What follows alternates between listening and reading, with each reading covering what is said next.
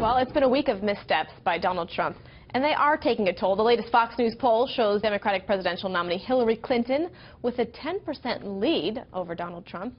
And a new Washington Post ABC poll has Clinton and her running mate, Virginia Senator Tim Kaine, now leading Trump and his vice presidential pick, Indiana Governor Mike Pence, by 8 points. So joining me now, Mark Ash, author of Saving America, and Matt Bennett, who worked on both President Bill Clinton's campaigns. Thank you so much for joining us.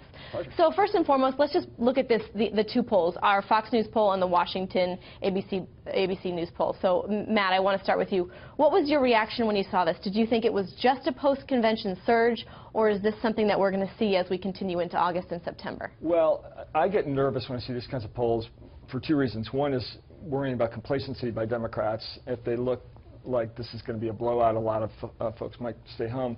But the other thing that worries me is I started my political career working on the Dukakis campaign, and we came out of the convention in 1988 ahead by 16 points, and Dukakis went on to lose by a large margin. So these things can turn around. It is a little nerve-wracking to have these kind of polls in August. So what you're saying is it's disturbing, but then also the side that is winning should maybe not be complacent. Is that what I'm getting? Right. Is that?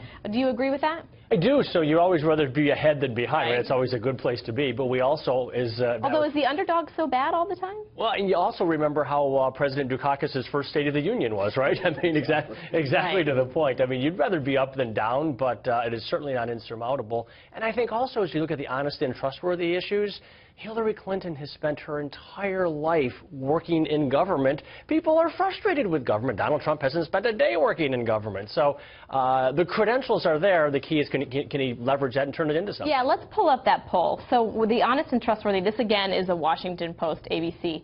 It looks as if they're really neck and neck. So basically a 38-36, I guess you would say, approval rating, which is what you don't. You kind of want it to be flipped. Right. Ahead of the more heated months of the election. Who can you really flip these numbers around? Who has a better chance of flipping these numbers around?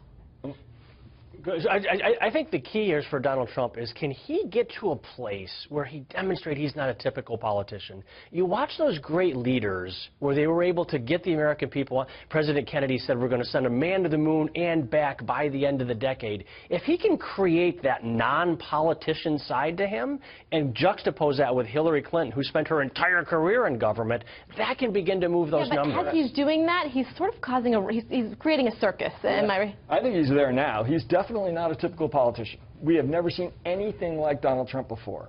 The big problem for him isn't just trustworthiness, it's a sense that he is completely unsuited for the job. If he is unfit to be the commander-in-chief, that's the very first priority for a president. And if voters are just not sure that that guy can handle the job, that in this incredibly dangerous and complicated world, he's not the right guy to be leading us, they're just not going to vote for him. Okay, so correct me if I'm wrong, you're talking about temperament, which is actually our segue to the next poll. Part of it is temperament, not entirely.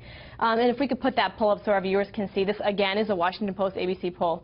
And it seems as if Clinton is right at 59%, Donald Trump 33% as far as temperament.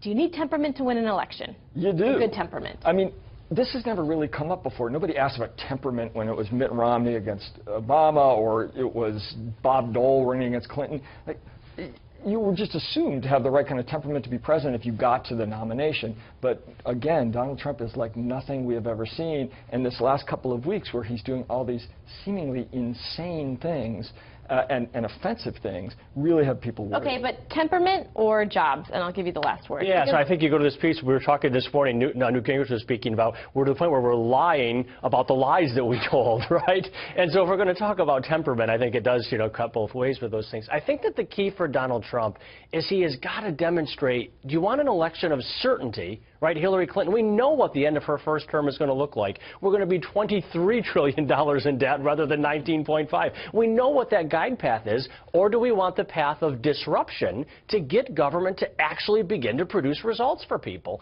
Do you want to pick certainty, or do you want to go with disruption? Yeah, some people are looking for everything to be flipped upside down. So we'll see. Mark, Matt? Certainty has not been good. Yeah, thank you so much for joining us. We'll see what happens, and we hope to have you back. Thank you. Thank you.